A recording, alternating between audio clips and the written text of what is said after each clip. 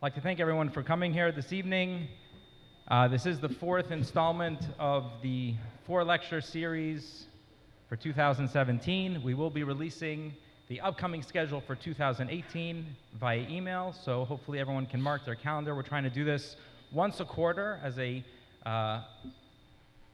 free communal event for folks to come together, men and women, and to enjoy a lecture or a farbrengen or something at no cost. So as the fourth installment here, we'd like to just thank our sponsors, everyone that has contributed to make these events possible. If there's anyone here that would like to help defray some of the existing costs or sponsor some upcoming events for 2018, please see me afterwards.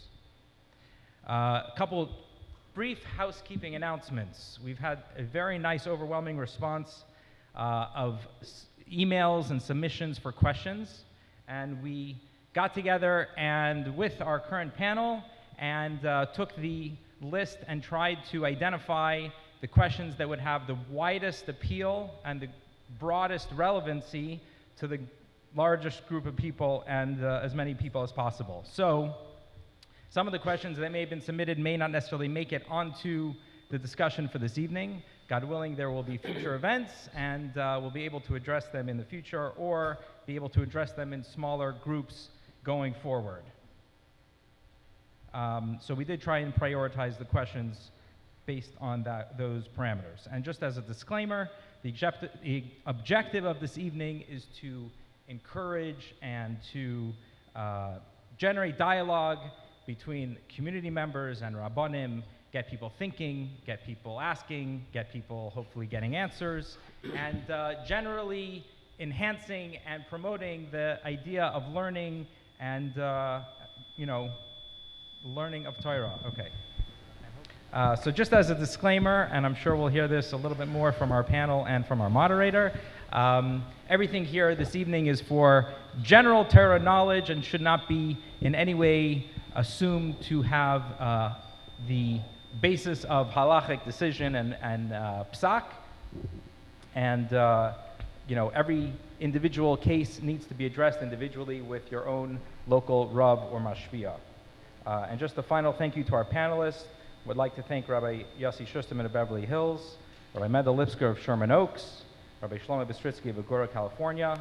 Everyone can roll. And we'd like to thank our moderator, who I'm now going to call up to host the evening, Rabbi Perelmuter of Long Beach, California, who will be moderating the panel for us. So thank you all for making the time and for supporting this event.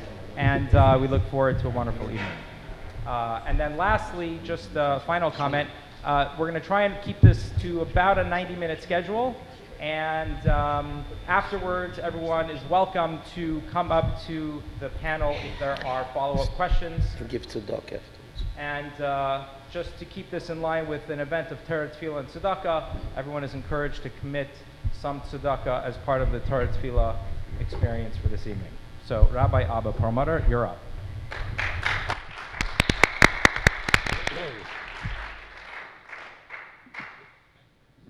Good evening, ladies and gentlemen, and our distinguished panel.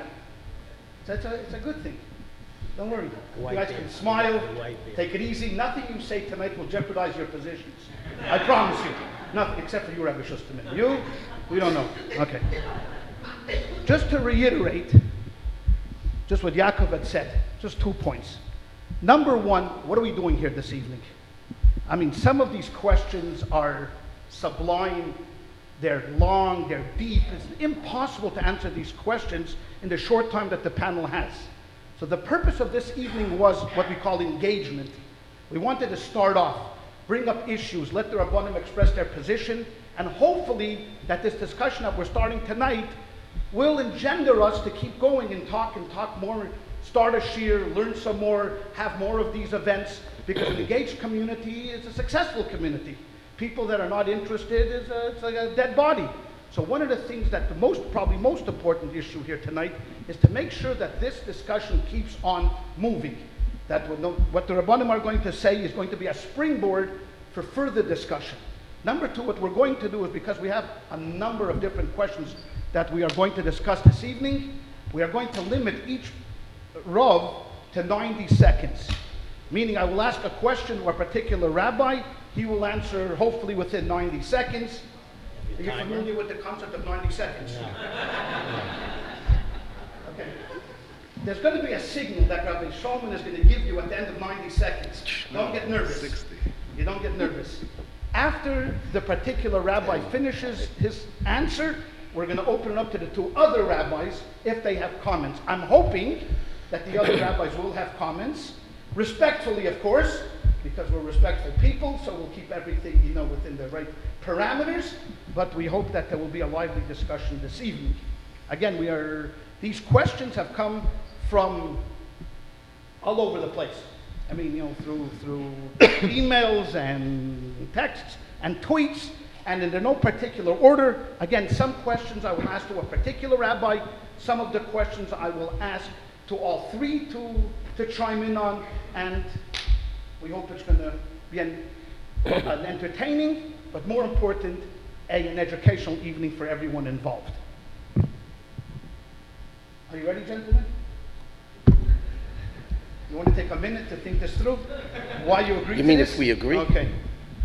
All right. We're going to start the first question because he is the senior rabbi, and he's the senior rabbi of the Shluchim, Rabbi Shusterman. This is going to be the first question. As a matter of fact, I want to get a better look at you. So I'm going to move this just like this, because I don't even look at the crowd. What do I care about them? I don't care. It's you that I care about. All right? Rabbi Shusterman, a mother writes in this question. Okay? She has a daughter that's looking for a shidduch. Unfortunately, it's not working. Unfortunately, we have these kind of things. The shadchan has told her that there's a possibility that what would help is if her daughter loses 2 or 3 inches off her nose. The question is cosmetic surgery compatible with halacha? First of all, only if it works. Number one. Again, the time is short. Everything is really, you can elaborate on each one of these a lot. Halacha does discuss the concept of cosmetic surgery. There's 3 halachic issues with cosmetic surgery that could technically be a problem. One is, number one, that a person's body does not belong to ourselves. We are on loan from Hashem for 120 years. Our bodies do not belong to us. So there is a din in Torah that it's forbidden to hurt yourself. It's forbidden for a person for no reason at all to stick something into their skin to hurt themselves. It's biblically forbidden, but it's definitely forbidden. So number one, when you do cosmetic surgery, you are going under a knife, so you are hurting yourself. Secondly, sometimes cosmetic surgery demands complete anesthesia, which technically is a risk of sakana. It's a dangerous situation. Any way you look at it, it might not be a big danger, but there is a dangerous situation anytime a person goes under anesthesia. And the third thing for a man could be a question of leisil bashgever simlas isha. If it's something that women generally do and men don't, times have changed. But years ago, this was done by women, not by men. So then the halacha question would be if a man would be allowed to do it if it's not doing something that a woman normally would be doing. But there are ways in halacha under certain circumstances that cosmetic surgery would be allowed. There's a very famous answer from the Rebbe, but the Rebbe did address the issue about piercing women's ears for earrings, doing it to children, doing it to adults. And again, the Rebbe said it might be a question of Kabbalah, you're hurting yourself. And nevertheless, the Rebbe writes that it's allowed to do that because the gain is much more than the pain. And it's a temporary pain, and the gain for the woman is much, much more. So therefore, basically, it is allowed under certain circumstances. But every case has to be asked by a Rav. There's no blanket permissibility just to do cosmetic surgery. God forbid if somebody has been in a terrible accident and they became deformed, so there's no question, there's a mental status which could be life-endangering situation, they would definitely be allowed to do it. If it's an issue with a shidduch, again, you need to ask a shaila, but most of the times it would be permitted because the risk is minimal compared to the gain. But it is an issue which is discussed in halacha, and nobody halachically would be allowed to do cosmetic surgery without discussing it with a Rav. Again, most of the time it would be permissible, but it has to be discussed. Rabbi Lipskier, Rabbi Bistritzky, anything to add to this? He took up all our time already. Well, no, go ahead, I'll give you 10 seconds. Rabbi Lipskier Lipskier is an expert on plastic surgery. He's an expert on plastic surgery. Now, Rabbi Shusterman, the expert, lives in Beverly Hills. The expert in plastic surgery. I mean, we know where all the plastic surgeons. Rabbi Bistritzky, any comment? Just one comment. What's amazing about Please this... speak into the mic. The one fascinating thing I find with that question... I don't know why they gave you the second-rate mic. I don't know why it's... I'm as far as away from you as possible. There you go. What's amazing is that such a question, when you hear it being asked, you wonder if you would ever think of asking a Rav such a question. And that's the thing that I find interesting by the question. And it's something for us all to internalize, that halacha affects every area of our life.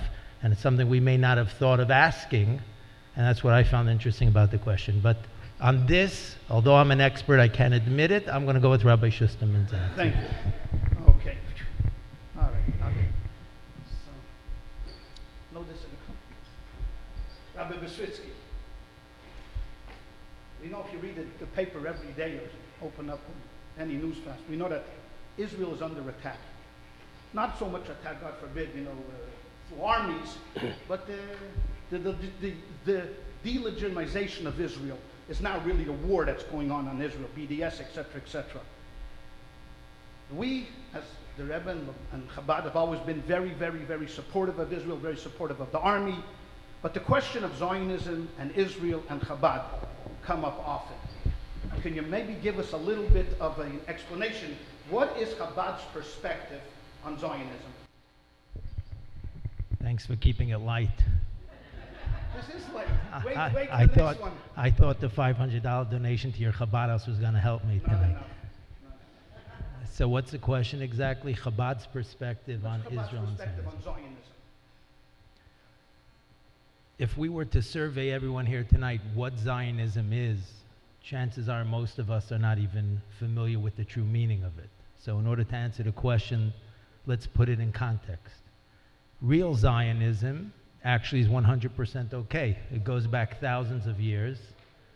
The term Tzion comes from Torah, and it means a siman, it means a sign for the Eibishter. So Zionism, without the ism, is actually very appropriate.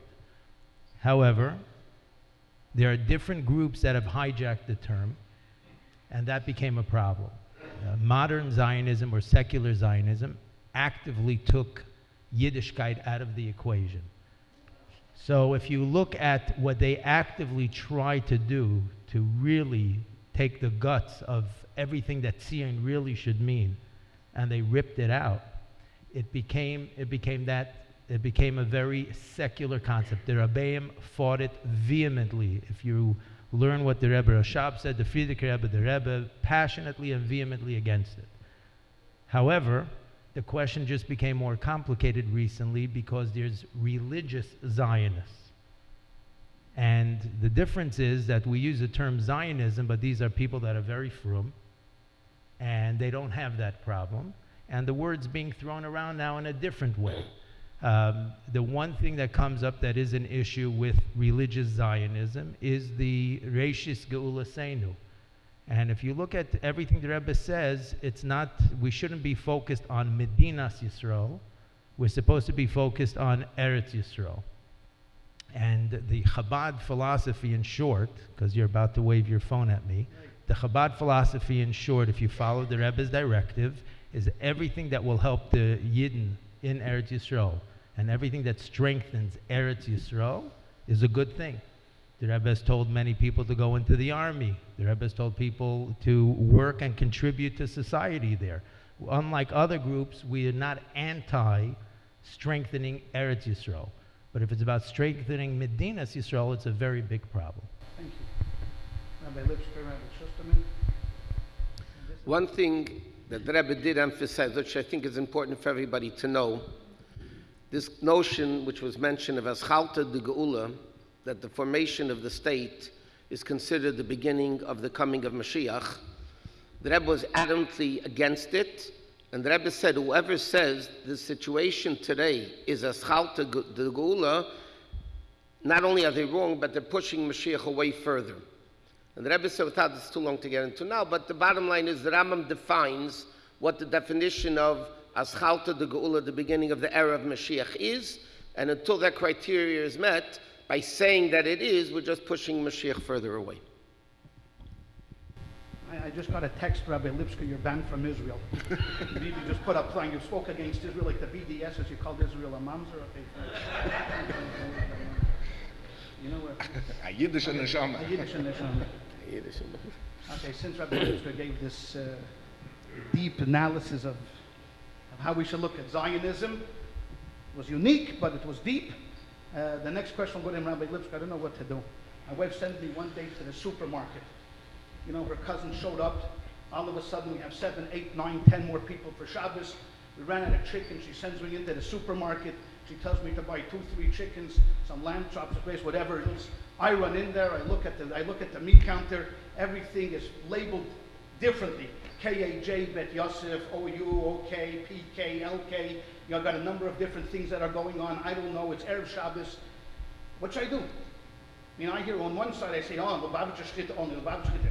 Is Lubavitcher Shchita something that we should hold to? How important is it that we should hold to? What about the other Hashem? Could you enlighten us a little bit about this issue of a very concerned and perturbed Before he does, I don't want to hear the answer. I'm going to leave the room for a few minutes. No. The reason why we have a panel, because there's always 2 against 1, the possibility. But Rabbi Lipskier, enlighten us, please.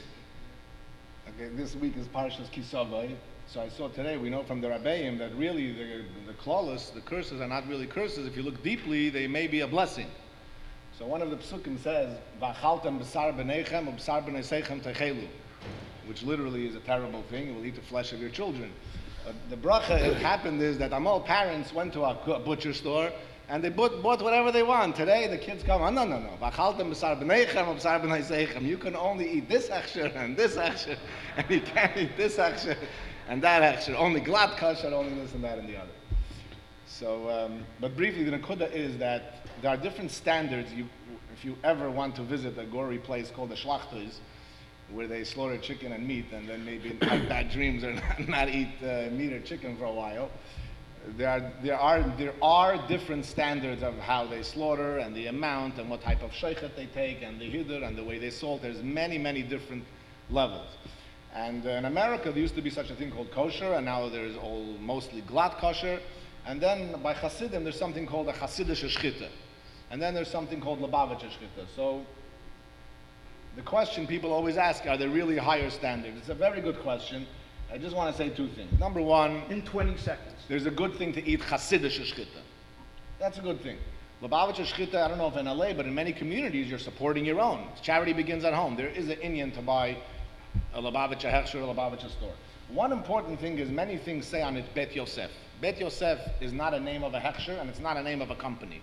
It's a name of a standard, a Sephardic standard. True or not true is another issue. But us Ashkenazim, if you follow Ashkenazim, you have to be very careful because a lot of the Bet Yosef meat has things that us Ashkenazim are not allowed to eat.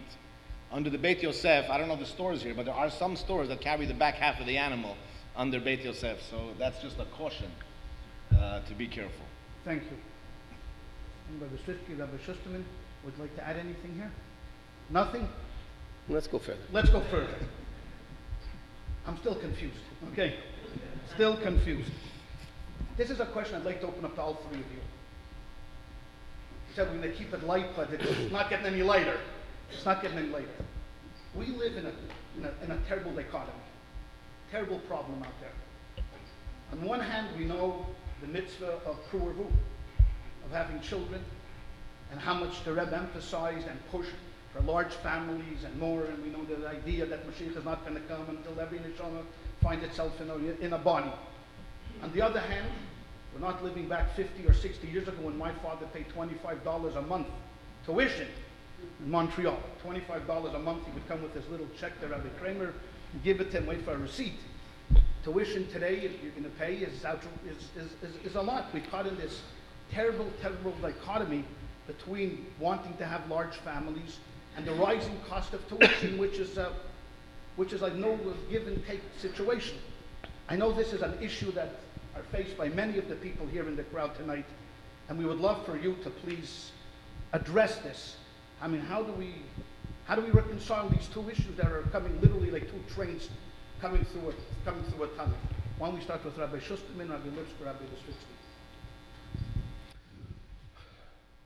It is one of the biggest problems facing the young from community today all over the world. There's no question about it. At the same time, you know, Jews live with emunah and faith. You know, we keep Shabbos, we have to close our businesses on Shabbos, even though bottom line is we're going to be losing money.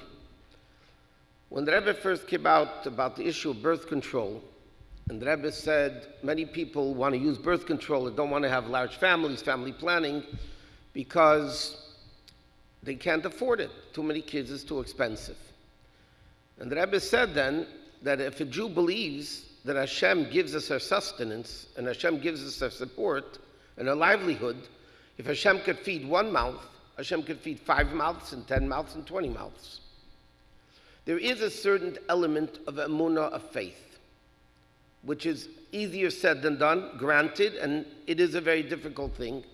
But the bottom line is, if a Jew wants to live the way Hashem wants us to live and put our entire trust and faith in Hashem, it is something that needs to be thought about, discussed with the mashpia, with the Rav, exactly what the situation is. But the bottom line is, if we have real emunah in Hashem, Hashem will give us what we need. It's when we start hesitating and slacking off in our emunah, that's when the problems happen, really. If you think about it, if a person has real emunah and bitachon in Hashem, Hashem takes care of all our needs. We know historical events, story after story, people that had real emunah and bitachon, they had trust and faith, and Hashem took care of them. I'm not saying that's not a big, it's a very big problem. And it needs to be dealt with from all sides, from the schools, from the parents, from the community. But people, from people live with emunah. That's the bottom line of it. Lipskier. It's 90 seconds is very fast. I know, it goes quickly, but... I believe part of answering the question is to zero in on the problem. And when the question comes up in such a general term, it's really confusing and making a cholent out of 3 or 4 questions. There's one issue which is irrelevant of tuition, which is called large families. People have no patience, people are stressed, people have there's no more babas that can bathe 9 children every night and take care of it. After 2 hours with 2 kids, people are overwhelmed already. It's a weakness of the generation, and there's an issue of large families. And before dealing with that issue, I'd say to every fine Lubavitcher Chassid, why don't you listen to they put out a video about this, read all the sichas in 1979, 1980, 1981, where the Rebbe was, you know, campaigning about large families. And once you have all the information, then deal with it with you and your wife. That's one issue. There's another issue called the high cost of living, also irrelevant of tuition, where we all have demands of ourselves. We all grew up much poorer than we had less as children, what we give today to our children, because of social demands or style or brachas of Hashem that there's more money. And that's another issue where you have to have this, you can't get out, you can't get without this, and you have to buy new this, and passing down clothing or getting used clothes from someone, chas v'shalom. And therefore, there's another issue. And then there's the issue of high cost of tuition, where the schools are fundraising less than they used to because of whatever reason. And each issue has to be dealt with separately, and then you zero in on the problem. I believe you can have a much better solution. And then we have to remember one thing as a chassid, how much of Tanya affected us, where what's a priority, gufam ikar or nafsham ikar? What's more important from providing for my children? Food and clothing, fancier, nicer, better, or nefesh stuff, better chinuch? Well, with all due respect to my colleague here, it's very easy to discount gufam versus nafsham. At the end of the day, we're all gashmistic people in some way or another, and I think this is a very complicated question. I was going to actually break it down the same way that Rabbi Lipskier just did. There's a question of family size, and there's a question of tuition, But there's another question, which is what he just pointed out at the end of his comment, and that is, I find in speaking to Lubavitcher families that when asked what their ultimate objective is as a family, what outcome they want as a family, they give me a blank stare. If you determine what your priorities are and how you want to measure your life, you fill in the blank. Chassid, from a Yid, parent, you know, the Gashmistic side of satisfaction of raising a family, the Ruchnistic side. If you have some clarity and you live in partnership with your spouse and you work together towards an ideal, then you sort of figure out a lot of those things. And it goes back to question number 1 about cosmetic surgery. The Rabbanim have a lot to say about this. When I say Rabbanim, I don't mean me. You can call the 2 of them, and they'll help you figure out what to do about the large families. As far as the Meistes Chinuch and the tuition issue, as someone that sat on a few boards of schools, it works both ways. If more parents got involved and sat with the leadership of the Meistes and tried to help and engage rather than just come in to negotiate, for those that can, obviously, then they're helping their friends that can't afford it. And I'm not even talking about writing the check, just being involved. In Lubavitch, we have a big issue. Everyone has 6 siblings, and 5 out of the 6 are on shlichus. So the one that's making money, he's torn in a million directions. Who's supposed to write the check? So Baruch Hashem, now we have a wonderful community, very generous, rich people. I'll leave my envelopes in the back for anyone here. But really, it all kind of comes together. What Rabbi Shusterman said, Rabbi Lipskier said, and so forth. It goes back to how do you want to measure your family based on the Rebbe's ideals or however you're going to measure it. And you speak to a Rav, whether it's about the family, and you get engaged with the Meistes Chinuch, with the educational institutions, and you work together to fix the problem, not sit back and complain. But it is an absolutely serious crisis. It's unfortunate that we don't have more time for this, because this is an issue that I think that needs to be really dealt with in depth, and I hope and if possible from this evening something can be done specifically about this issue, where the Rabbanim and the schools and the parents could come together to do something about this, because when you're an individual person, an individual parent, it's great what you, all 3 of you said, but you get lost. It's overwhelming and it hurts and it's difficult. Rabbanim, Abba, Rabbanim have no solution for this. This is being engaged. But the Rabbanim are talking to the schools. The schools, the parents have to sit down, lean in, and help create a solution together with the schools. And the schools should not put all the burden on the parents as well. It's a partnership. We'll go a little. Okay, first couple. Can we get lighter? A little lighter. We'll go a little lighter. We're talking about Rabbanim and 3 distinguished panelists. I just want to say I saved money with Geico today. I'm just letting you know. Which leads me to the next question, actually. Rabbi Lipskier. Okay? I say look a rab. They look in the Mishnah. You should make yourself a rabbi. But we have now this whole business called Google. Now, if you all you need is this device. Ask me any shayla. What shayla?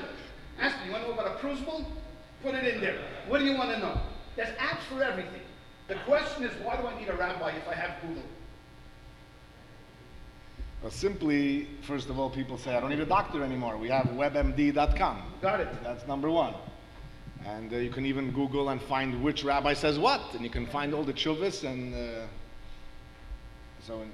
but the answer is we don't, we go to a dentist when we have a problem, and we don't just take a screwdriver and a kitchen knife and fix the issue ourselves. We go to someone who knows.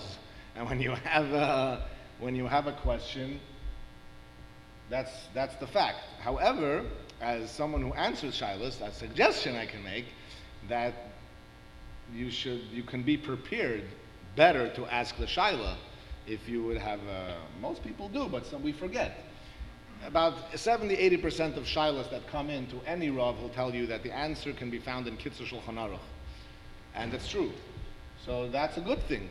Google to be for a good thing if it's, in other words, do the research and then call the rabbi. You'll save yourself. The phone call will be, instead of 10 minutes, it'll end up being 30 seconds. And everybody will save time. But no, you can't paskin like from the Rambam, and you can't paskin from Google, and many times you can't paskin from Kiddush Shulchan Aruch, but you can get enough knowledge. Since this is Rabbi Shusterman's business, he can't answer this, or Rabbi Bistritzky. We're going to skip Rabbi Shusterman on Asking this one. a Rav He's in actually, the game, the dover. asking a Rav actually helps. There are times where there's reason to be more lenient, That's what I Lamashal, on was going to say. something. Google is too machmer. Right, Google's very Much too machmer. You can't negotiate with I don't know where they Google. got. I don't know where they got their sources from. It's not them. It's Lakewood. Absolutely, Google grew up in Lakewood. absolutely. It's much But more. if I you use- have, I if use you, Bing actually. I don't use Google. if you have a good Rav and Baruch Hashem here in LA, we have amazing Rabbanim that listen to your situation. They're able to help you deal with the questions at hand. Can I say something? Before Rabbi Shusterman says something, I've never had a 10-minute phone call with Rabbi Shusterman. It was always 30 seconds. Instantaneous. First of all, there's a few issues. If you go to Google, you're going to get more mixed up because you're going to get a million opinions. It says in the Mishnah, Seilucha Rav, and the commentaries explain, you need to make one Rav. Because if you ask 4 Rabbanim, you're going to get 6 opinions. And then you're more mixed up than you were before you started. Somebody's going to go to Google. This is just basic. You're going to go to Google. You're going to get 30 opinions. You'll be more mixed up than before. But there's a deeper issue over here. A Rav doesn't always answer the question. He answers the person.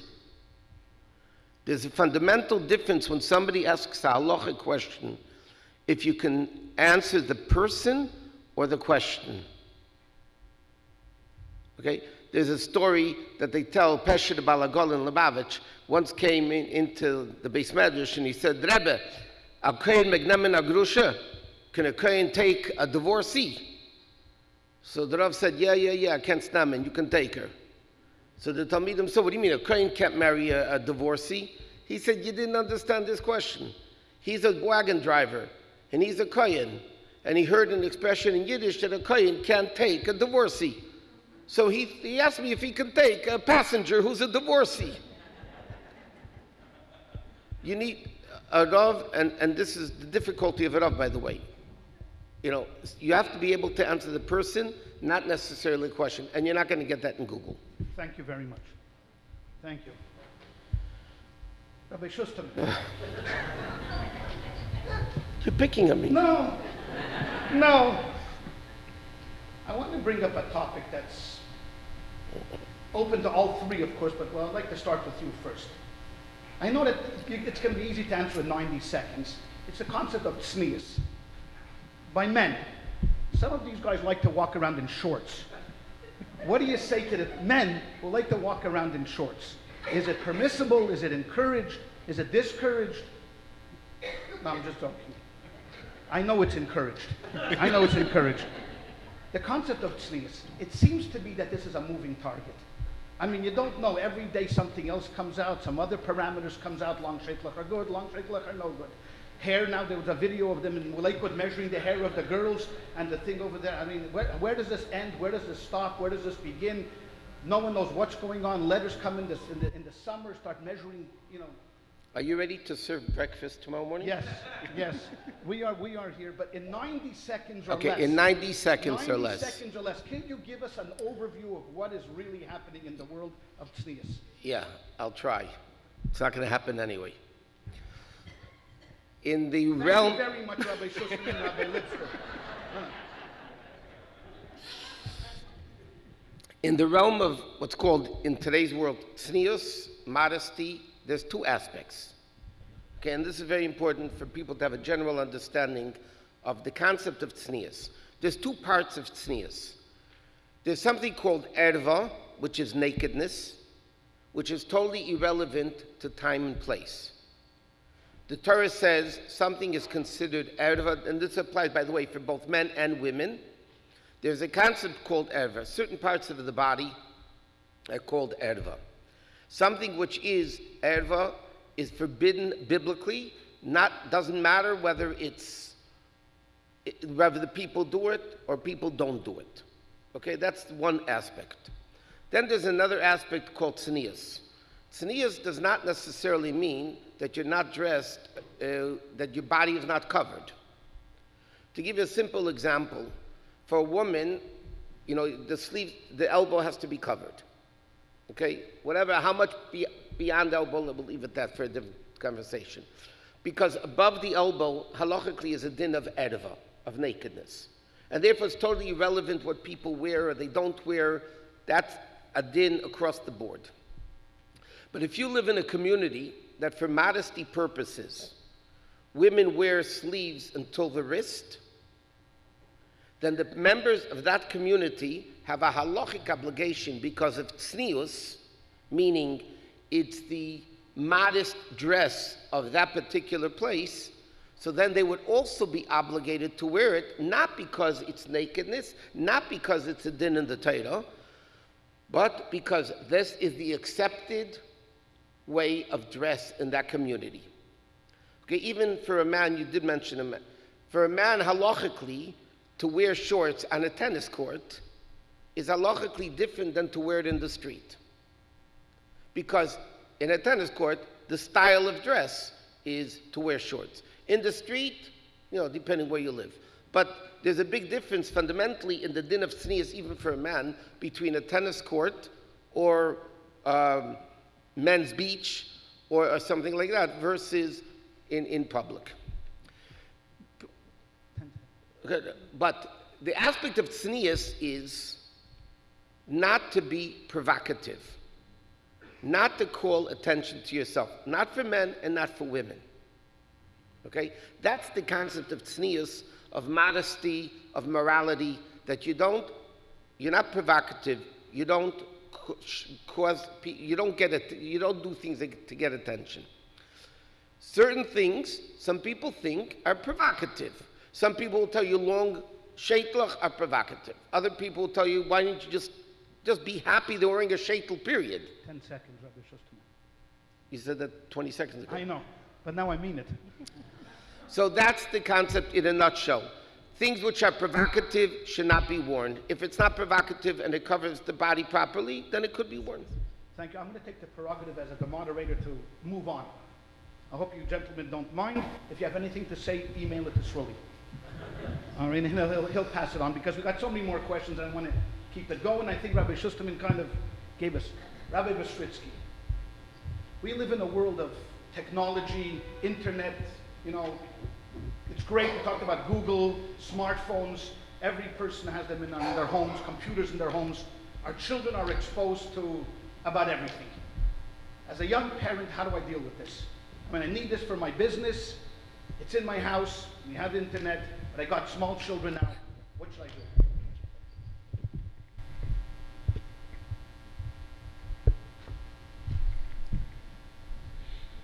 Take your time. Trying to formulate where I want to start. Smartphones and internet is the biggest risk to our families. I think we all know that by now. When I speak to Rabbi Lipskier, who gives chassan classes, and to hear about the parable challenges that many bachrim have in preparing for marriage after having been completely immersed in the shmutz available, that's at the other end of the journey of what happens at the age of 11, 12, 13. My kids, when they did leave the house to go to yeshiva, they got a phone. They got a flip phone without internet. You know how hard it is to find that? These days, you can't even find them. My 22-year-old son has a flip phone, not a smartphone. So the question's much bigger than, we know the dangers of internet. We have to be very diligent, and our kids begging us because all the other kids have an iPhone, and keeping computers in rooms where nobody can see it is a very dangerous thing to do. It's like literally, and I'm not trying to be dramatic here, it's like literally leaving a loaded gun on the dining room table and hope nothing happens. That's literally what we're dealing with today. So to answer the question very quickly, is that everyone should take it very seriously. We cannot deny technology anymore. It's just everywhere, everything. A certain school that gave a speech about internet access and how everyone should be careful at home. My wife and I later found out that the laptops that the kids could use in the school, for school, don't have any filters on it. We can't even keep up with it. We brought it to the school's attention. They never even thought about it. It's everywhere.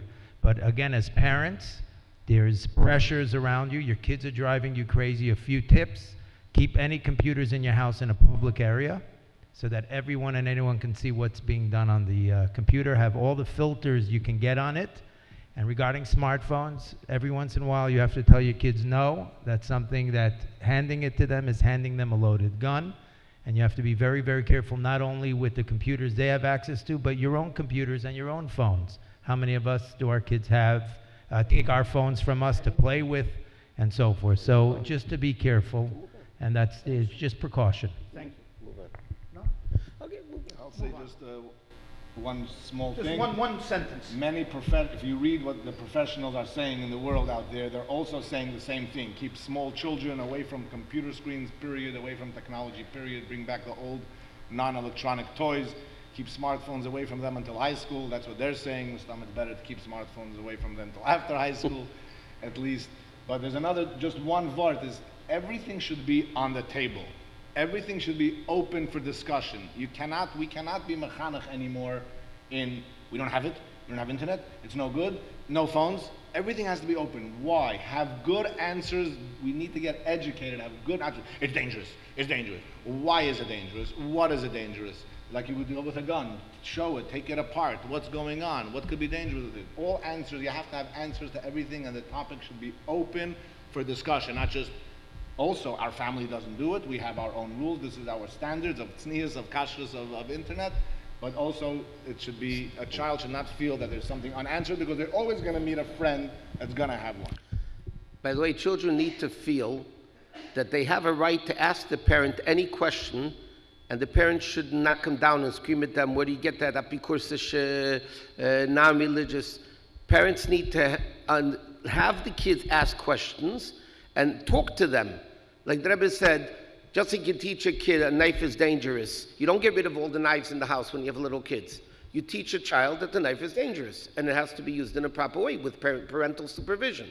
And that has to be done. But the kids have to understand they should be able to ask any question without the parents screaming at them and yelling at them why they're asking such a question. Thank you very much. Rabbi Lipskier. God knows what he's doing. God knows what he's doing, I'm saying. Was that a question? I'm not asking. I'm not asking. It's a statement. Okay. God knows what he's doing. Not only does he know what he's doing, but we explain a teva tov lahetiv, that everything that comes from God is good.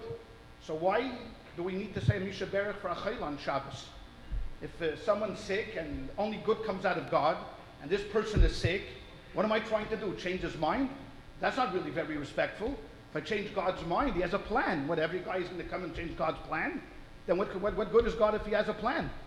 So what is this whole idea of davening for a sick person? Today we said Tillim. Irma is supposed to hit Florida.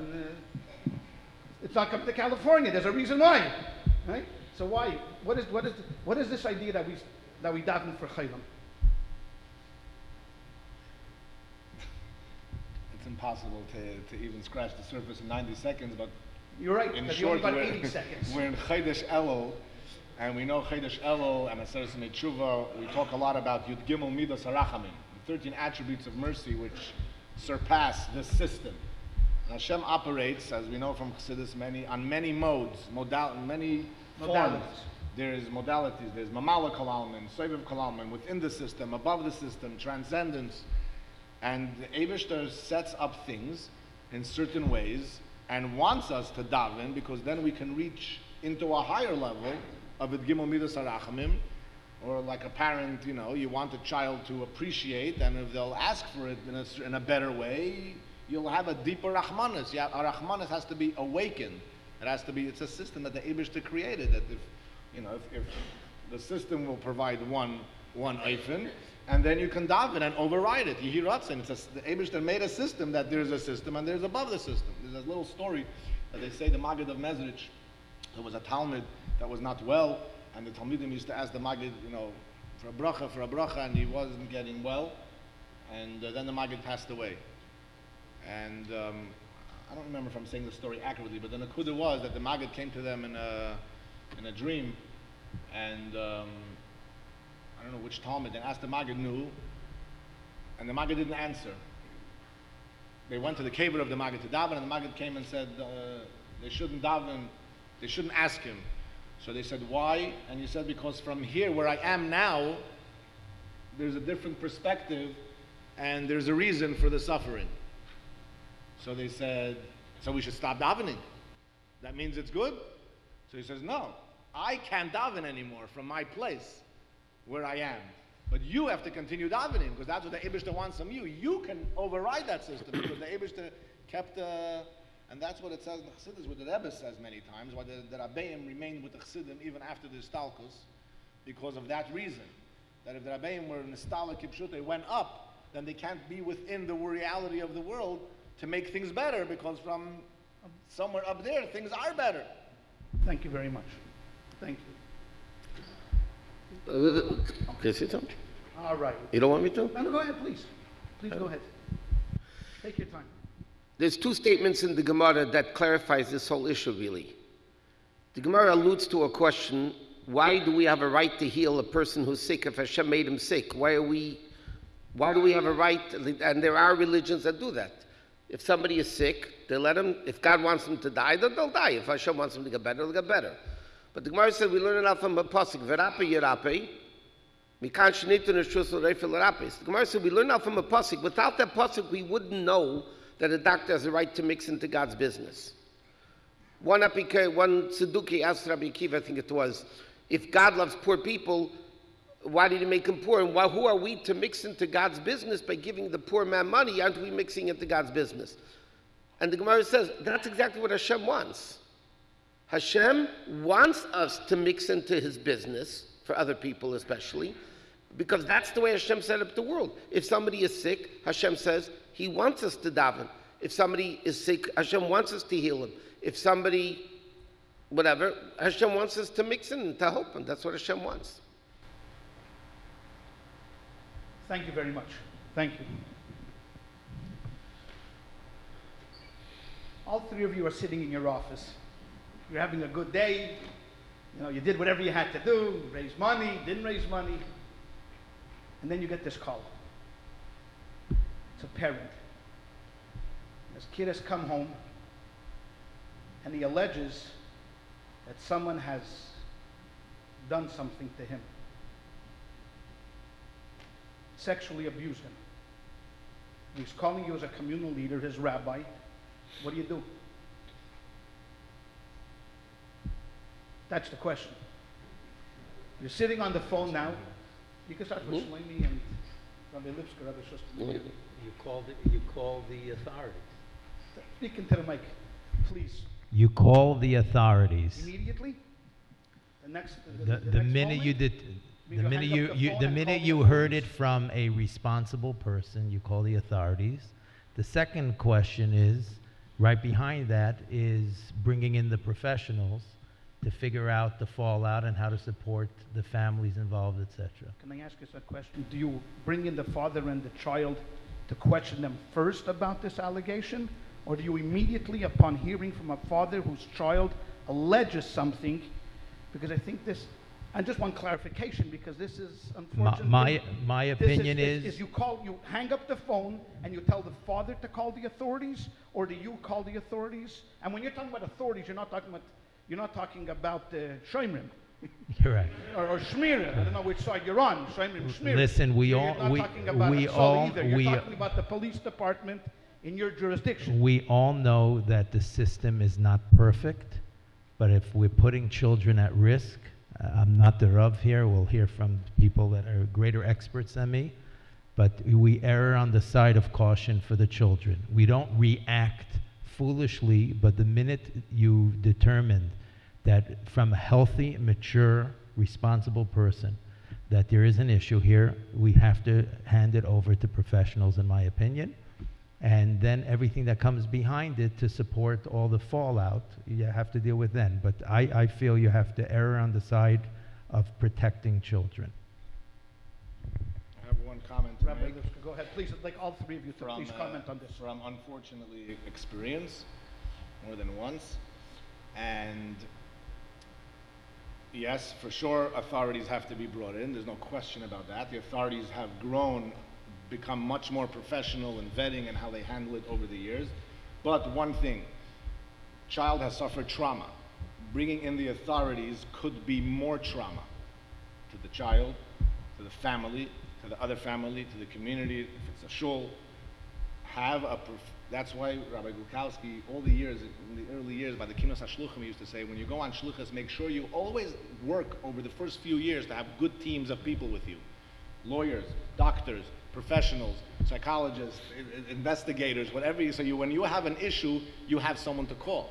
Retroactively, if I would have been more educated, before 5 minutes even, or a half an hour before bringing in the authorities, you have a professional preparing the family, the child and the father for what's about to happen, or the community for what's about to happen, and then it's done right. Okay, so 1 second. So you're if you have disagreeing that team. A little bit with Rabbi Bistritzky. You're saying bring in the father and the child before calling the authorities? Don't do it that second. Don't Wait call the 5 authorities minutes. right now. So you're disagreeing. Rabbi Right. Bistritzky said, I would say if you hang have up the a phone team. and call the cops.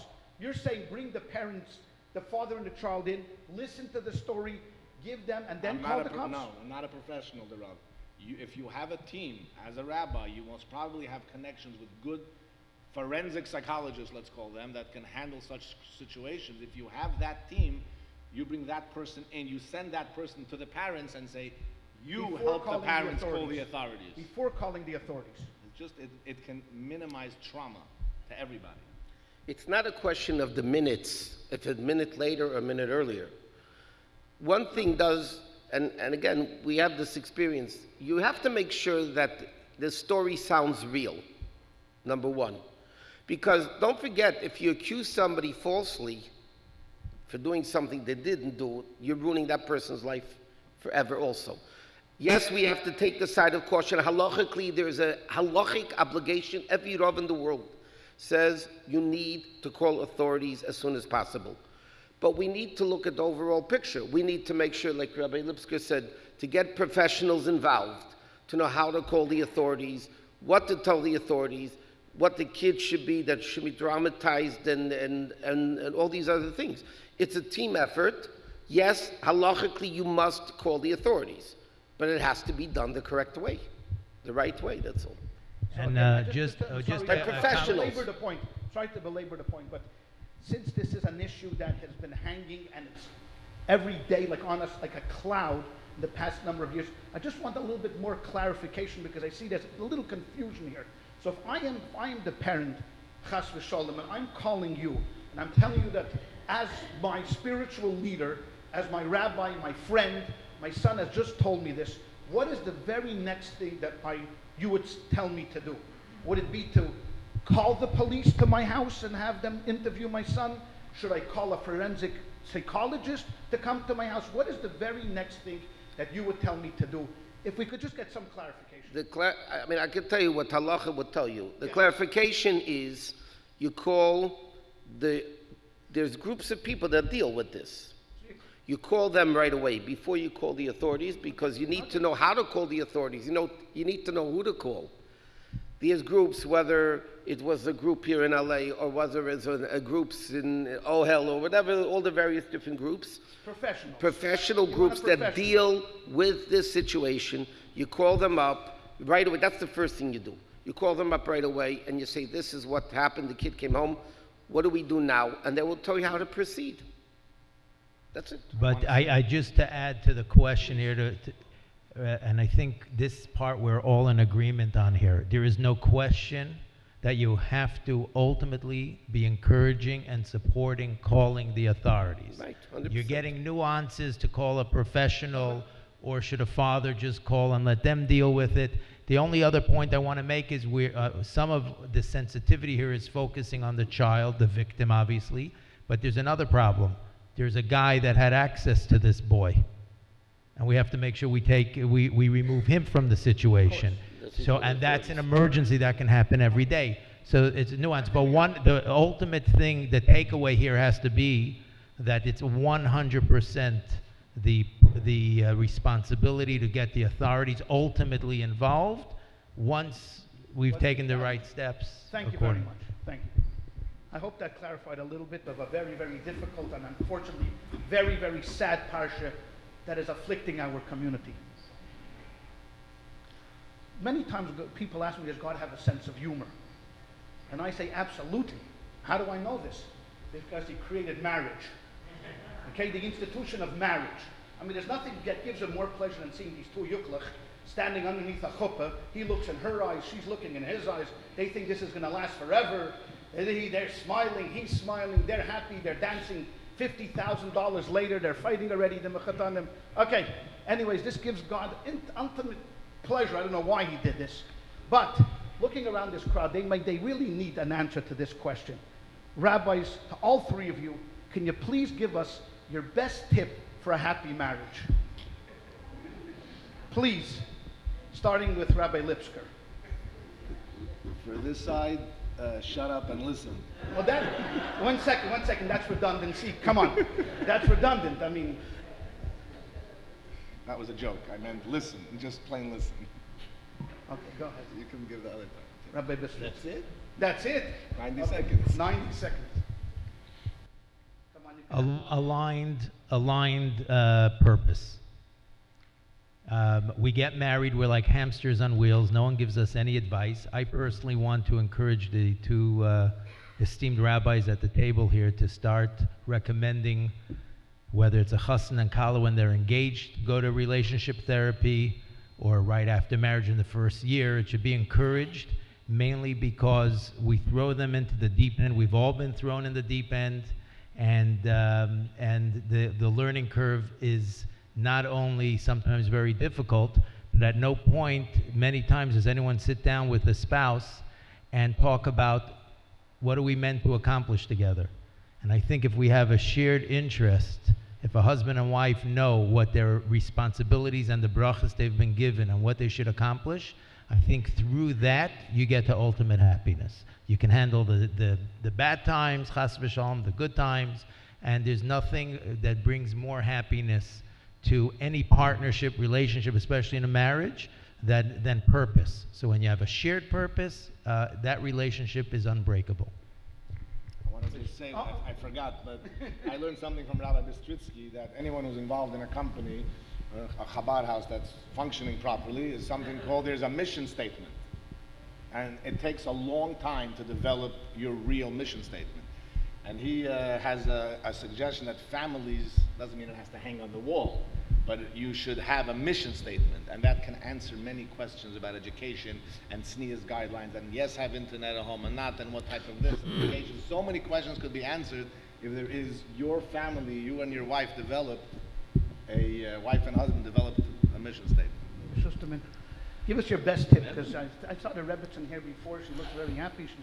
She's so proud of you sitting over there, and she wants to know, so speak very carefully, because she's sitting there looking at you, and she's wearing, okay, fine. Go ahead. People have to understand that marriage is not to enhance my selfishness. It's not what's in it for me.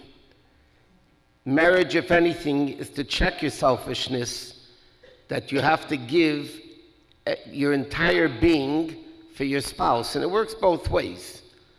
It's one unit. There's no such thing as my job, your job. It's our family, our job, our home. There's no such thing as a me or you. It's not a job it's not my job description. And to sum it up, my father used to say a very interesting word of art. There's two words in English, ill and well. Ill and well. Both end with LL.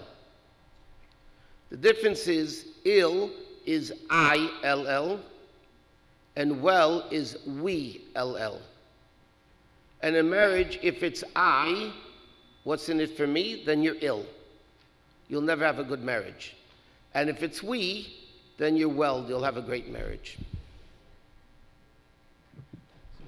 Serious. What? Why didn't your wife come? With a what? Why didn't your wife come? Why didn't my wife come? Yeah. Because that's my tip.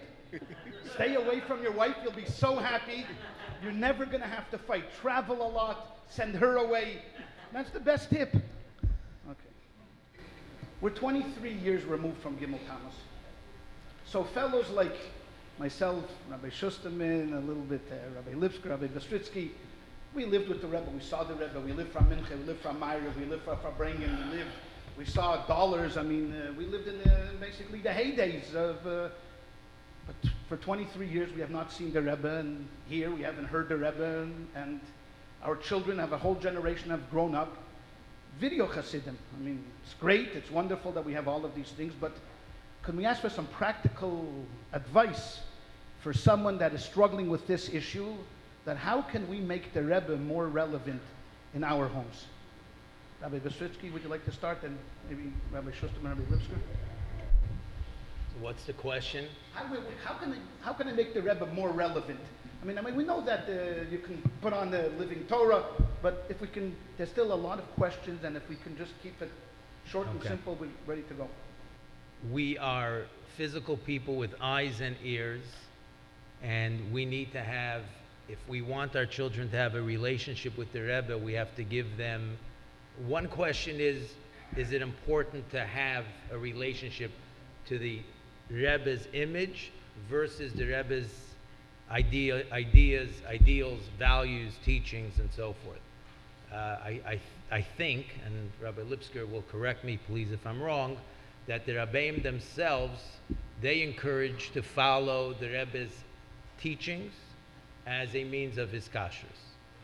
The flip side is having the Rebbe's image in our lives brings back for us, number one, a tremendous amount of emotion, which helps our kids connect emotionally to the Rebbe in addition to academically. So again, trying to keep it very short, Gem Videos is a very powerful tool, especially if you sit together and especially if your children see you engaged in it and it's not just playing on a screen in your house or in shul. Ultimately, to transmit anything important to you, you have to be passionately engaged in it. Thank you. Rabbi Lipskier? All right. Rabbi Bistritzky said it very well. We have to manage expectations because the Eibishter put us into this golus, and sometimes we have to hope, yes, that our children will have a connection to the Rebbe's, let's say, personality, or as a person, or image, through videos, this and that. But I'm not sure we need to expect that from everybody. And the yeshivas are still not, everyone has their own agenda or their own solution, and an average bacher growing up is getting various different messages. And we have to work on, as parents, what do we want from our children. And in this situation, we want our children to live as Yidden, Frumme Yidden, Chassidish Yidden, and know the Rebbe's ideas, the Rebbe's values, the Rebbe's teachings, the Rebbe's instructions, the Rebbe's pa'ulas. And yes, we can hope that they also, when you know so much, you say, wow, I want to connect to this person. To have that as part of a must, and if not, then my kids are off. I don't think that's a manageable expectation. Very briefly, if you want the kids to live with the Rebbe, then you have to live with the Rebbe. Videos are very important, but it's not everything. When a kid sees that the parents live with the Rebbe, they think, what does the Rebbe want me to do in this situation? Am I living the way the Rebbe wants me to live? Kids will pick it up, because kids don't learn from preaching, they learn from living examples. If both parents live the way the Rebbe wants us to live, then the kids will live with the Rebbe. If the parents live with the Rebbe, the kids will, and if not. It's not going to happen. Just one more, two more points. Number one, Farbrengen with Bacham, you find out it's one of their great frustrations that they're expected, this is to Rabbi Lipskier's point, they're expected to emotionally bond with the Rebbe and they can't relate to it. They never met the Rebbe, and that's very frustrating, so be careful what you express and expect from your children. That's number one. Number two, just to keep it practical, find ways for your children to see you doing things. Leaving your house to go to shul for a shir and chassidus is great, but let your kids see you doing things the Rebbe would want from you. Take a day off before your Shvat, make a tank, and go on Miftzayim together with your kids. That'll stay with your kids forever. Things like that is the way what we're all saying here is the way to express that passion for the Rebbe and his ideals is through actively doing things, not just you. When you sit at a Farbrengen Shabbos Mevarchim and Shul, your kids don't know what that's all about. Actively engage them in it. Thank you. I'd just like to add one thing. I mean, the Rebbe was so multifaceted in so many things. We shouldn't forget the Torah that the Rebbe. We have Baruch Hashem Lekutei Sichos.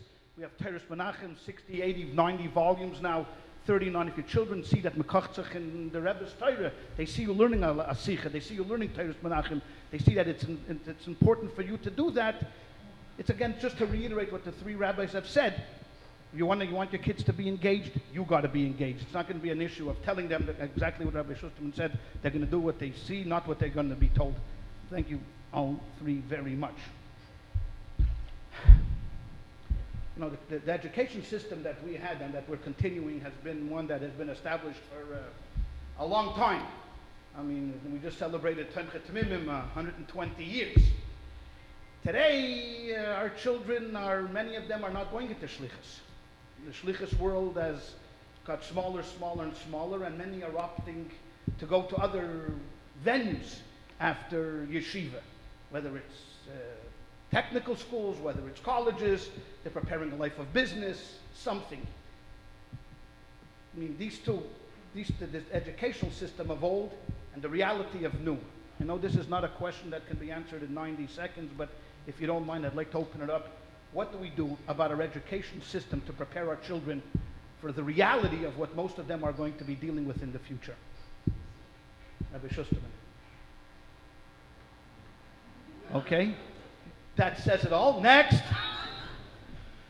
Again, please, I just wanted to give you an update. What we're going to do is I have one more question that I'm going to open up to all three, which I'd like you to all discuss. And then what we're going to do, because of time restraints, I mean, there's so many questions, we're going to go into what we call the rapid round. I'm going to ask you a question, just give me an answer. Because it's just the next questions are just going to be, 1, 2, 3. But this question and the following question, please, if you don't mind, expound upon. It will come a day that the educational system probably will have to change somewhat. Not chas v'sholem, any less frumkeit, any less chassidishkeit.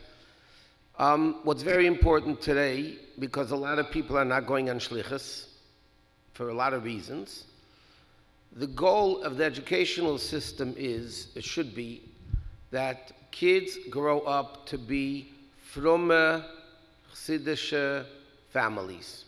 That's the goal today. It doesn't have to be shlichus. Every Jew, the Rebbe said, is a shliach. If you're in business, you're a shliach. You're not in business, you're a shliach. Every Jew is a shliach. The goal today is to get children to be fromme, chassidische families. Another blat Gemara is not going to make it or break it. Another pasuk of Chumash is not going to make it or break it. What needs to be emphasized today is the love of Torah, mitzvahs, hashkafa, that people should want to be from and see the beauty and the excitement of Yiddishkeit. Lipskier, please. First of all, it's a Gemara and Halach and Shulchan Aruch that a father needs to teach his son a trade. Otherwise, it's going to cause him to be molastem esabrius, steal from people. And the whole issue of yes, secular studies, not secular studies, I don't think has to do with not taking away an opportunity from your child to learn something, how to make it in the world. I don't think that's the case. The point that the Rebbe had was two things. Number one, there's an issue with college. And today, there's a lot of frum, non-college ways how to get credentials and training for business. And number two, it was an issue that parents, you look through the sichos, it was compromising Torah education for secular studies. It was the philosophy. What do you mean? I can't have him learn cheder because he needs to first have a secure for his living. In other words, Torah has to be the priority, and that's what the Rebbe said till 9 years old was an issue. Not to have the concept of secular, that a child should learn there's one reality, one Eibishter, one Torah, and that's it. So I think there's confusion in this concept that there's no English, no secular studies, grow up without any education. There's a little bit of a confusion when you read the sichos. That's what the Rebbe wanted. People should not, it should be the priority is Yiddishkeit, priority is Torah, not priority is to make a living. But not to have ways to make a living, of course. We have to provide our children everything they need, when today it's possible in kosher ways to do that. Just to add to that, the system was never about shlichus. We have, let's talk about the elephant in the room. For many years, that was the career of choice, and I don't use the word career, chas v'shalom, in a light way. I'm a very proud shliach. But that was what most of us dreamt of and what we ran to do, and that's what we did. And now we're left without that, so we're all scratching our heads and we're questioning the chinuch. But I never took a class in yeshiva about how to fundraise or how to give a public sermon. The chinuch was never... There you go. There you go. That's why imagine if you would have taken a class by how Rabbi much Mentor better on would fundraising, you would today be a billionaire. The Rashad, you know, kind of fundraiser he was, Rabbi Weinberg. No wonder I'll that learn guy. from you, but you're my hero. So really, let's just address it for what it is. Our frustrations should have nothing to do with shlichus being available or not, because yeshivas was never training for shlichus. What was yeshivas for? And I don't know how many people in this room are Lubavitch or not Lubavitch, so we're going to address it both ways. Yeshiva system was meant to partner with the parents in refining the neshamas of our children so that they could shine as bright as they can be. That was... Did you ever go to my school? No. Okay. I'm not talking about the schools we went to. I'm talking about the ideal, the objective. Because I never heard those words from my teachers. Me neither. So really, the question is not shlichus or not. That's just some stuff that we as Lubavitch are dealing with because things have shifted on us. In reality, chinuch and the school system is supposed to, as Rabbi Lipskier said, Rabbi Shusterman said, we're supposed to, the system is supposed to, in partnership with parents, are supposed to develop and nurture children to grow up, be confident, happy, from a Yidden, A, and B, if you're involved or you're chassid of the Rebbe and you follow the Rebbe's ideals, that's not enough, but to use it to shine bright in everything that you do. That was the objective. So when you talk about what to do, you're going back to your question, what to do about English education. First of all, the old shtick to say, I don't know how to sign my name in English, and to think that's bragging, that's just stupidity. The Rebbe never looked for that. The Rebbe never demanded that of us. Why should we teach our kids how to ride a bicycle, not how to read? As a matter of fact, I heard recently that the Rebbe told Reb Nissen Emenov to make sure that the Bachrim learn how to speak French in Benoit. Why? Because without that, we're not taking what we learn and bring it to the world. Just to summarize this one point for you. However, the part I don't get from many parents, and I brought this up in Running Springs once and I got attacked, and I'll say it again here, is that where would you like to compromise in your kid's day for more English education? There's two issues. If a school's going to have it, let them take it more seriously. It's a shud. The Rebbe never wanted us to do things halfway. If we're doing it, we should do it well. And secondly, that parents can overcompensate for that at home and add some tutoring in math and English and so forth. Thank you. Once we're talking about education, this is going to be the last question where we'll open up to all three of you. You're sitting in your office and it's going to happen. A couple comes in for advice. They're a Lubavitcher couple, at least they started off that way. And now the guy tells you that he's out. He's out. He doesn't believe anymore. He's not interested, doesn't care anymore, and this is causing friction, but the friction, he's not asking you about what he should do about his own frumkeit, because he's out. I mean, he's not interested anymore, but why he should pay for Jewish education? I mean, his wife wants to send the kids to Cheder, and he doesn't want to send the kids to Cheder. He's not frum anymore. And they're sitting in your office. Rabbi Lipskier, what are you going to say? You addressed it only in one way. It can happen the other way, Rahman, No. too. But in this way, the answer is you got married. You gave your word of honor when you got married. You can open the ksuba and look at it again. And what the expectation was at that time, that you're going to lead a frum Siddish life, especially if you had a family mission statement like Rabbi Bistritzky suggested, and do haltnish by then, be a man. Do what's right. That's what being a man is, even in the secular world. And you have to stick to your responsibilities, even if it hurts.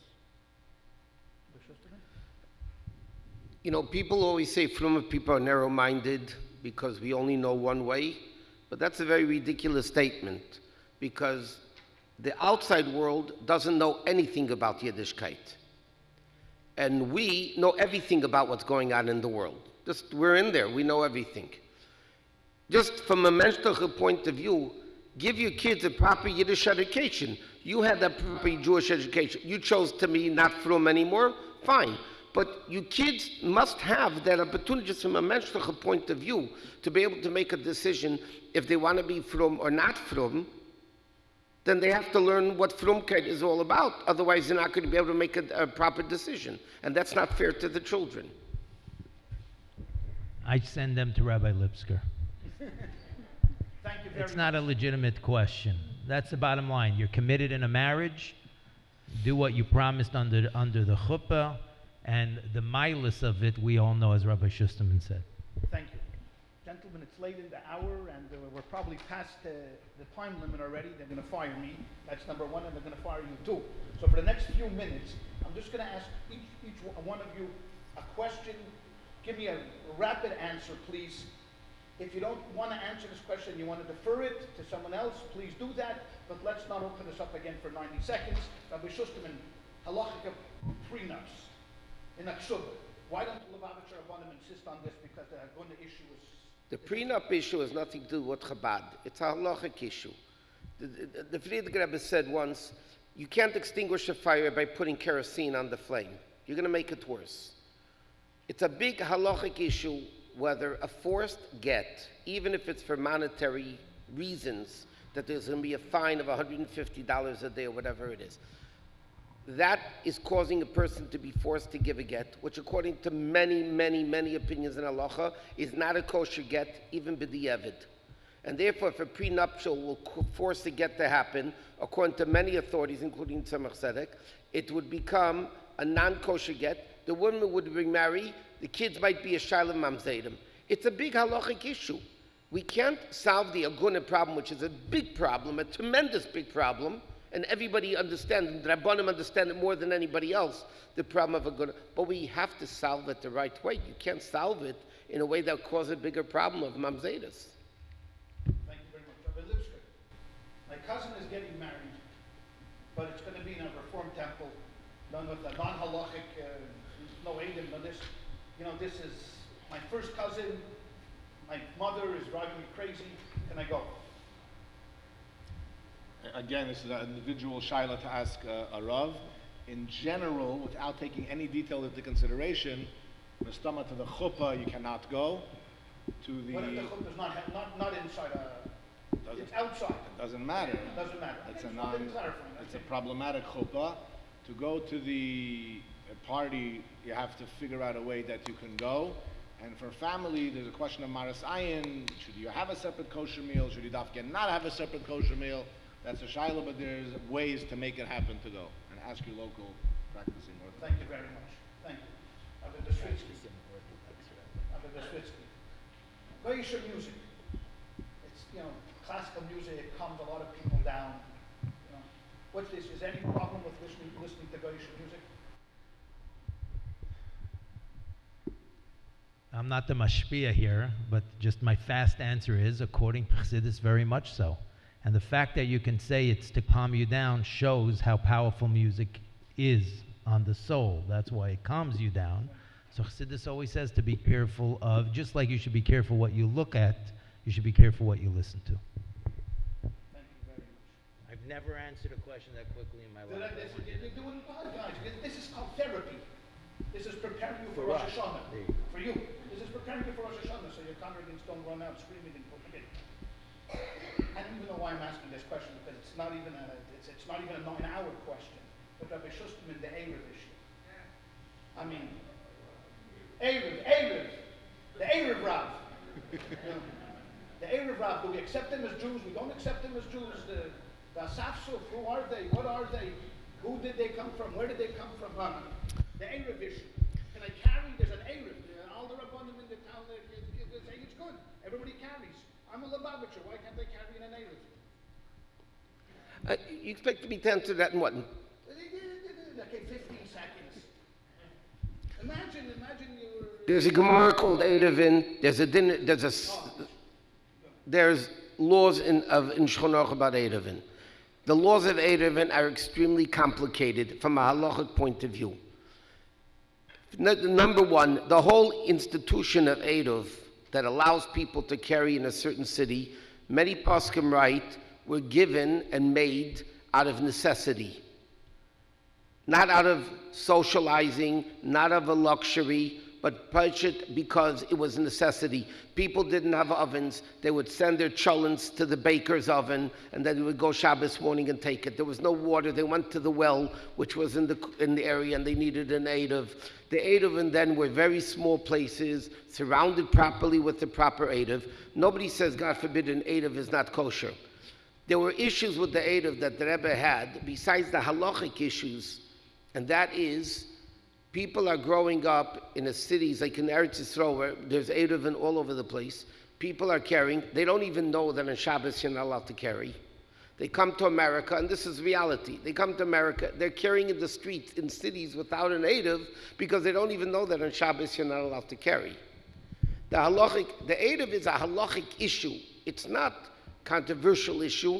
It is a controversial, but it's a halachic issue. Nobody, God forbid, says there's no concept of an Erev. It's a Gemara Erevin. In fact, it's one of the hardest Masechtas in Shas. There's complicated halachas in Hilchos Shabbos Erevin. It exists. But the question is, who, what, when, where? Rabbi Lipskier.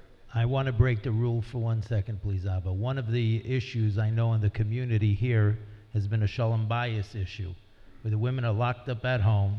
Can I say this? I have a question for Rabbi Shusterman. Hold on, just 1 second. Just a quick question for Rabbi Shusterman. And how would you answer someone where one spouse wants to use it, one's not? Is that a hill to die on, so to speak, in a shalom bayis, in that situation? If that or is it a situation case by comes case up, they and need to goes speak to a to a Rav? Rav and a Mashpia. That's it. That's it. Okay. Rabbi Lipskier, someone told me that I can't eat in someone's house if the woman doesn't cover her hair. I'm a Lubavitcher, and there's many people in our community, frumma people. He puts on tefillin, there's Shemer Shabbos, there's everything. She doesn't cover her hair, and the rabbi told me I can't eat in their house. Is this true? No. Okay, thank you. But the one point is, and ties in with the Erev question as well. The Rebbe addresses this like this. Why is the person doing this? If this is the way they grew up in a city with an Erev, they grew up, that's the way their mother did it, they didn't cover their hair, but they're very machmir and kashrus, and their Yiddishkeit is fine, and you know that they're keeping standards, then you don't have to be machmir. But if it's coming from a place they found something else to be relaxed on, they stop covering their hair, or they want to carry the Erev because they want to do less, in other words, there's a compromising the Yiddishkeit, then if you're on a higher level, you have a shaila of that's something to consider, you can ask a Rav. But it's not the flat out no, the opposite. In many cases, that's just the standard, and they're very kosher. We have women in our community that I would eat in their house, and they don't cover their hair. That's how they grew up. Thank you, Rabbi Lipskier. Thank you. But Rabbi Shusterman looks like he has to say the Rebbe told in Australia, there was a Yakish Sheikhet, was a from Yid, and he was doing shchita, and Rabbi Groner in Australia asked the Rebbe if they could use the shchita because he didn't have a beard. And normally in Bechsidim, if you don't have a sheikh that doesn't have a beard, they won't use.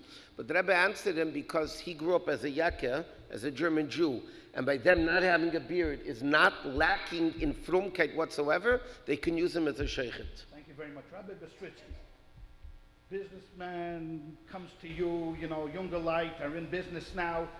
Today, everybody's gender mixing all over the place, women in business meetings.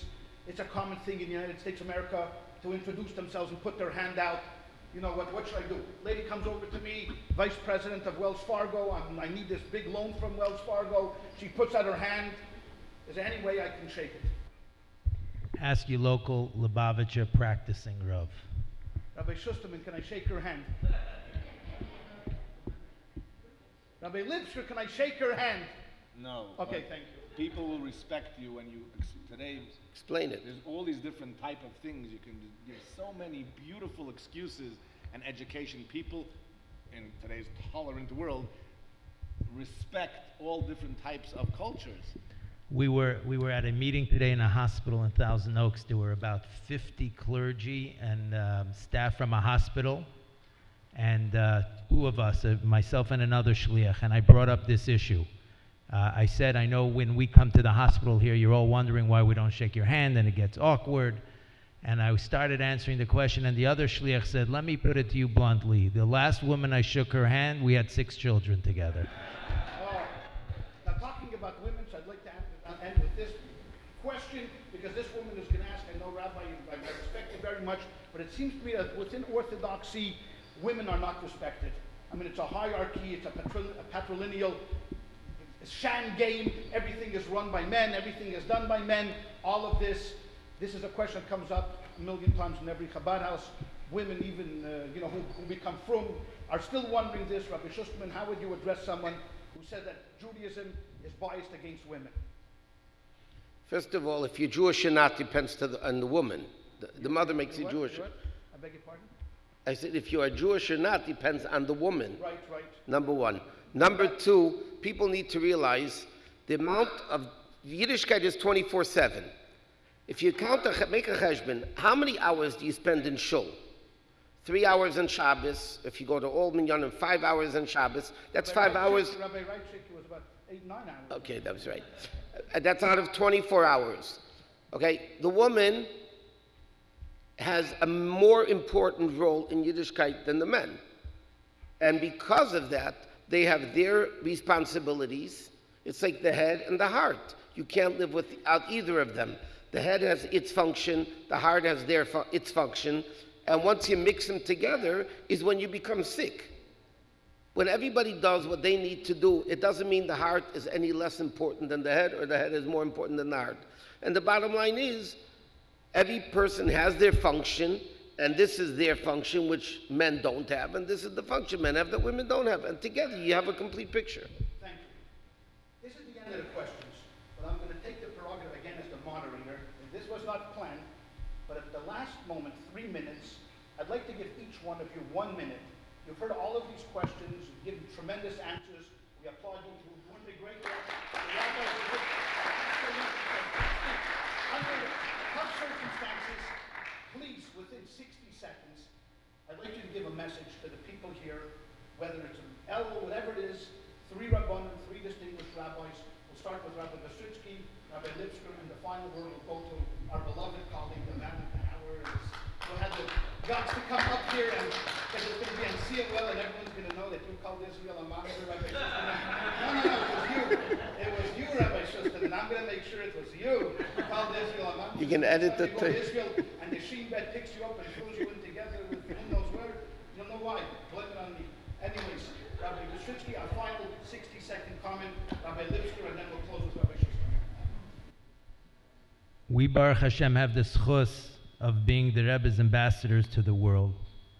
I'm not saying this in any mystical and esoteric way. I'm speaking in a very practical way. We have the most beautiful form of Yiddishkeit. It's enjoyable. It's empowering. It is an honor to be considered one of the people, one of the neshamas that were chosen to be the Rebbe's hands and feet in this world. Those Gimel Tammuz, there's a lot of confusion, and we had some post-traumatic stress. But Baruch Hashem, and this series, by the way, the Yeshikach goes to those that organize this, but this series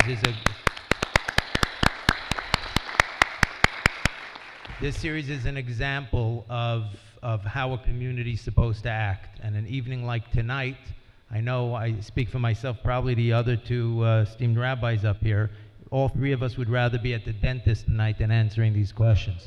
But in all seriousness, this is a beautiful community that has an amazing relationship to the Rabbanim, to the heads of the schools. We have a lot to be very proud of, and this type of engagement is very important. Every one of us have a responsibility to our children to be excited about who we are, and it takes work. So showing up to these lectures, going to shiurim, being engaged in Rebbe and in our lifestyle that the Rebbe demanded of us and expects from us is a beautiful, empowering life. And I hope that everyone leaves here tonight a little bit more inspired, a little more comfortable in their relationship to halacha, chassidus, to rabbanim, mashpiim, and that each and every one of you should have a ksivach simatayv and a geben shtiyah.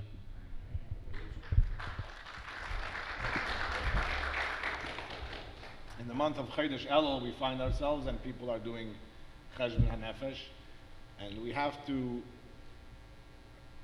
when we do a proper cheshbon hanefesh, and we live in Los Angeles and in the generation we live in, and sometimes it can get us down, you know. I know what it means to be a Lubavitcher. I know what a chassid is supposed to do. I went through the system, and how much am I doing? So you know what? I'm nothing anyway. I'm not good enough. When we need to take the Rebbe's approach, where the Rebbe explained how the Eibishter tzatzkitzich, how the Eibishter enjoys one mitzvah of a yid. And the Rebbe used to tell people, you can't do all of it. It's too hard to take all of it on. Do one, and then another one, and later another one. But the main thing is the one thing, do it wholeheartedly. Embrace it completely. We each can find one thing, two things, three things that we do identify as a Lubavitcher chassid. One thing, it's going to be a chitat, it's going to be a home environment, it's going to be the way I treat my children. Whatever it is, one concept, and say, I want to identify as a Lubavitcher, Rambam, whatever it is, and do it wholeheartedly. So us, the community, children, that's a great baseline beginning, and from there we can always grow. Thank you very much.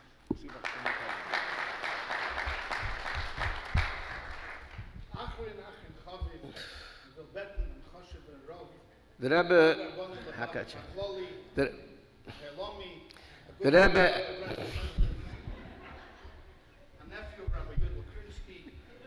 the Rebbe made every single Jew a leader. The Rebbe brought out the unbelievable powers that each one of us have. And we should never underestimate the powers we have as parents, educators, people. We have an unbelievable power, and we should utilize that power to the fullest. And especially in today's generation, I think the most important emphasis has to be on raising proper children. And to give time to our children, to show them that we care about them, we love them. And you know what? Put down those phones and talk to your kids and talk to your spouses. That's more important than anything else today. Kids need to feel that the parents want to talk to them, they're interested in what happened in school, the parents show love to the kids. Put away the gadgets and give your essence over to your children.